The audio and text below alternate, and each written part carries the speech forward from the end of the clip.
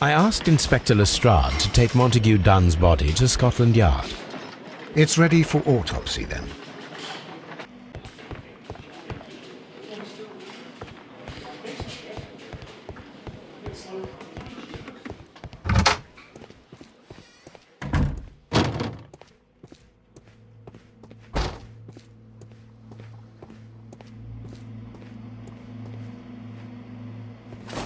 First of all, let us carry out an external examination. There are no suspicious marks upon the chest. Let us finish our external examination so that we can proceed with the autopsy.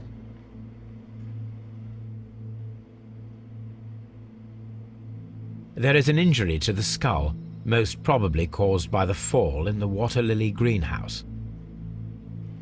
The vessels and the pupil of the eye appear quite normal. The air from the lungs carries a faint floral aroma.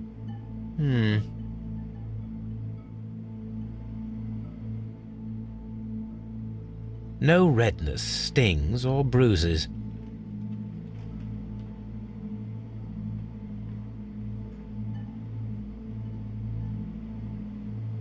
Nothing suspicious here. Now, let us examine the internal organs.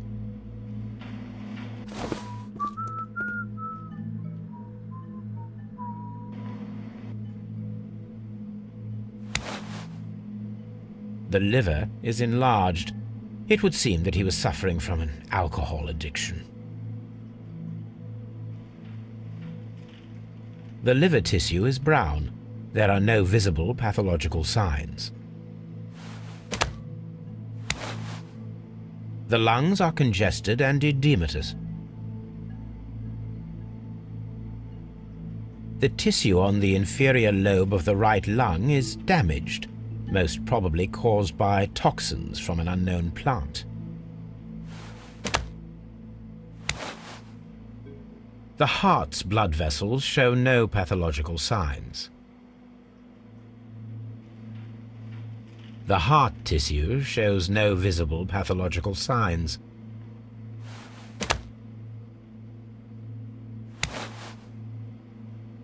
The stomach tissues show no visible pathological signs.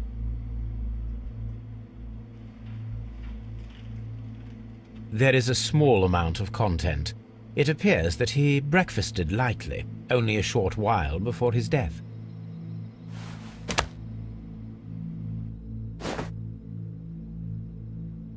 My suspicions have been substantiated.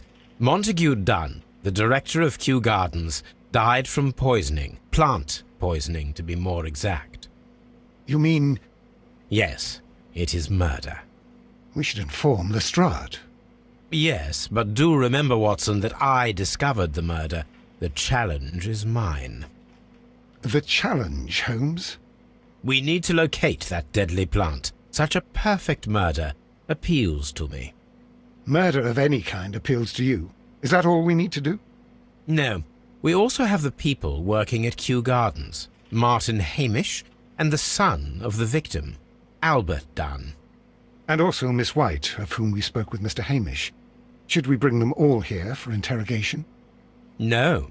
A few innocuous questions at Kew will suffice, as well as a discreet delve into their personal affairs.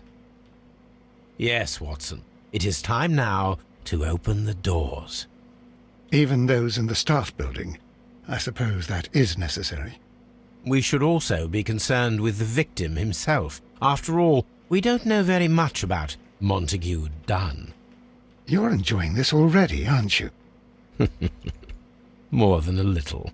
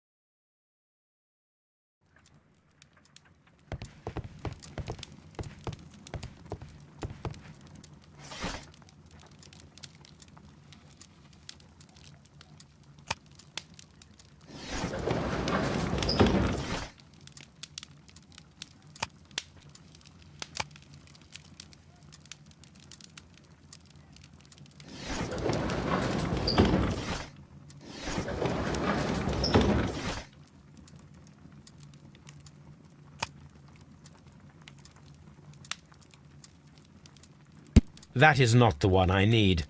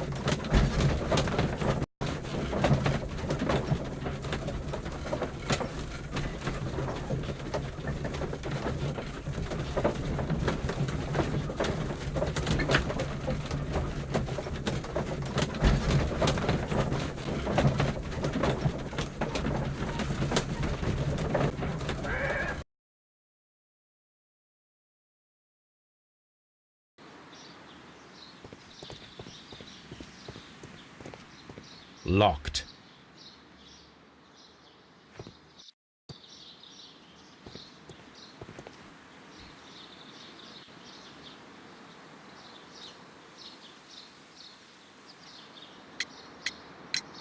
Mr. Hamish, can you explain to us what happened to the colonial collection? It seems somewhat depleted. But, most likely maintenance work, tidying up. You're not sure, then? But you're the deputy director. Well, I am busy. I cannot be everywhere at once. As deputy director, how was your relationship with Montague Dunn? To be honest with you, Mr. Holmes, it could have been better. You see, every Tuesday he would carry out his inspection of the gardens, but it was solely to make an impression, great pretense that he cared at all. He would give out absurd orders, ignoring anyone else's opinion. He would then disappear for the rest of the week. He was what some might call a man of action. I'd say rather he was overzealous and chaotic. So after all, it was no wonder, perhaps, that he ended up like that, if you take into consideration his kind of lifestyle. You mentioned that Mr. Dunn led a particular lifestyle. Well, it's no secret that he enjoyed, celebrating, shall we say? He was a member of the London Smart Set. He was famous for it. That and... And? He had an eye for the ladies, to put it mildly, Mr. Holmes. Mr. Hamish, can you tell us who holds the keys to the locked greenhouses? That would be Albert, Mr. Dunn's son. Yes, Albert keeps all the keys, and one can only imagine why. What do you mean? Well, he was never interested in Kew Gardens before. And now, all of a sudden, he is trying to act as if he owns the place. I think he wants to take over the management here. He'd do better to leave that to me. He has no experience. No, none at all. What is your opinion of Albert as a student of botany? He's useless. I often tell him so, and I can only give him cleaning tasks. Botany is not his life's work, and his father well knew it. He was furious about it. He was? Oh, yes. He forced his son to work here, and he never missed an opportunity to criticize him publicly. Are you able to elaborate on that? Well, for example, with our last exhibition here, Mr. Dunn had Albert make a presentation speech. But then, while the lad was speaking, Mr. Dunn interrupted him, asking him difficult questions, making him look like a failure. It was with the intention of making a fool of him, Mr. Holmes. That must have been terribly humiliating. Yes, he was crushed, and he had to leave. Everybody was making fun of poor Albert. That is, except for Miss Margaret White, who is such a nice lady and who always takes pity on Albert. You mentioned a Miss White. Would you tell us more about her? She is a student who works here part-time. She is quite charming indeed. She possesses a great talent for botany. You should take a look at some of her experiments that she carried out in the laboratory. Ah, if only she were not so naive. Why naive? The way she used to flutter around Mr. Montague Dunn. And he couldn't help but be flattered by all her attention. How could an intelligent woman such as Miss White not see through his game? I can only scratch my head and wonder. Tell me, Mr. Hamish, do you grow the more deadly variety of plant here? You mean insectivorous? Yes, but nothing larger than that. Thank you, Mr. Hamish. We shall continue our investigation.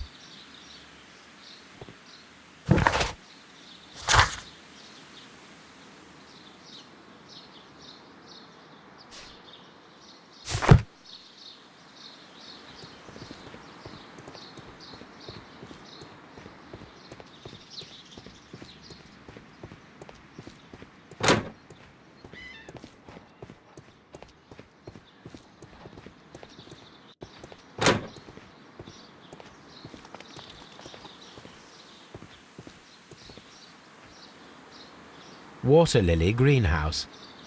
Dry tropics. Seed house. Ventilation system. Nursery. Palm house. Colonial collection. Director's office, cloakroom and laboratory.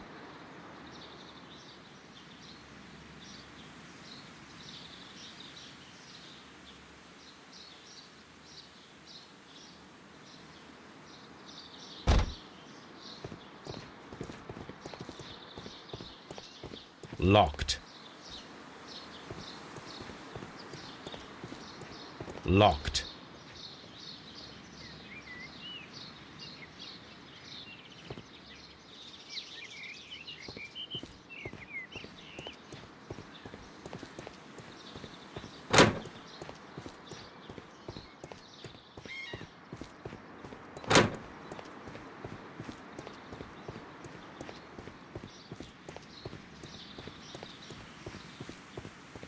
Locked.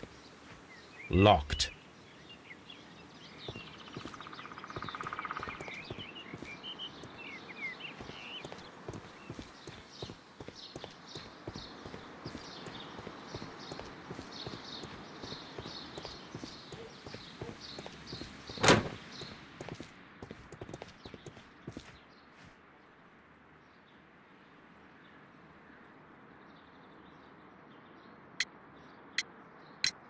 Who is Miss Margaret White?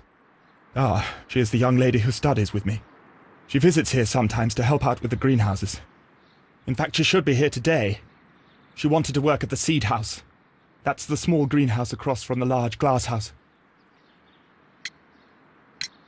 We noticed that a part of the colonial collection has been cleared.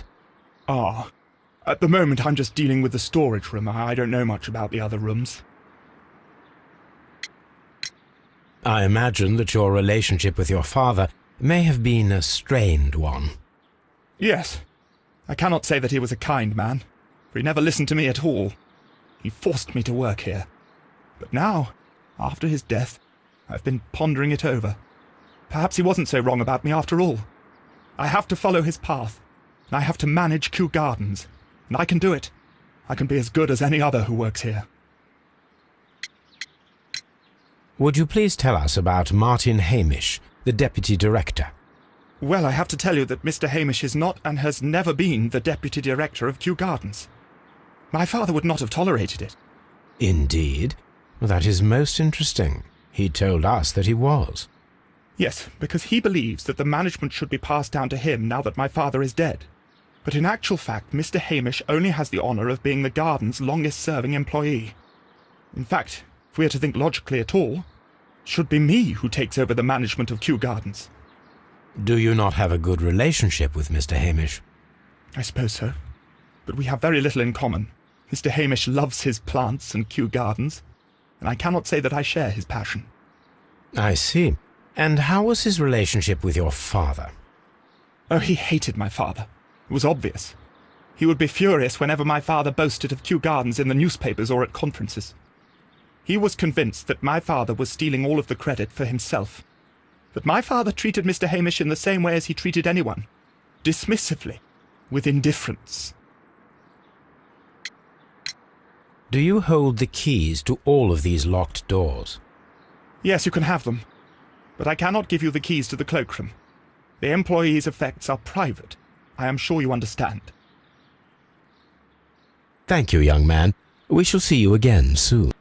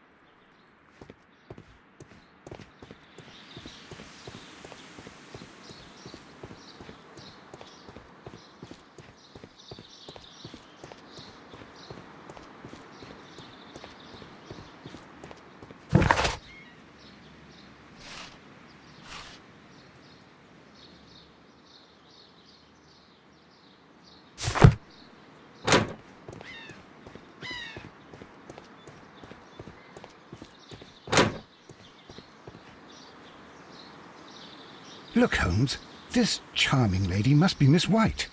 She's entering the seed house.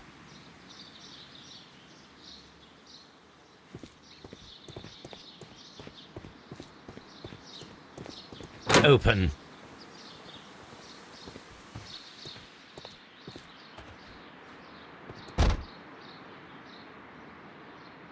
Good day to you, miss. You have some very beautiful plants here. Why, thank you, sir, and good day to you too. But Oh, I do beg your pardon. My name is Dr. John Watson. This is my good friend, Mr. Sherlock Holmes. I am honored to make your acquaintance, gentlemen. My name is Margaret White. Excuse me, but are you Sherlock Holmes, the great detective? Yes, I am he. What a pleasure to see you here at Kew Gardens. Are you working on a case? Yes, a theft of plants that took place here a few days ago after their most recent exhibition. Oh yes, of course. I quite forgot about that. Oh, it's quite understandable that you might forget about the theft of the plants, miss, after the tragedy that took place here. Yes. The director was a truly good man. It is such a terrible misfortune. Would you happen to know why part of the colonial collection was cleared? No, I have never been there. Do you work here? Part-time only. I am a biology student at the London University. I attend the same classes as the son of Mr. Montague Dunn. That is how I found my chance to work here for part of my thesis, you see. It is a great honor. How well did you know Mr. Montague Dunn? He was a master, a great leader. I saw him almost as a spiritual father. He had an exceptional nature? Oh yes, indeed. He was always so active and so optimistic, and very nice to me. Although he could behave harshly towards his son. Why so? He loved his son dearly and wanted the very best for him. It made him extremely demanding. Albert, who is naturally shy, suffered because of it. Most of the doors in Kew Gardens are locked. Do you have a key to this room? Oh, Yes. Albert gave me a set of duplicate keys. He agreed I might carry out my studies without disturbing him. It is only temporary.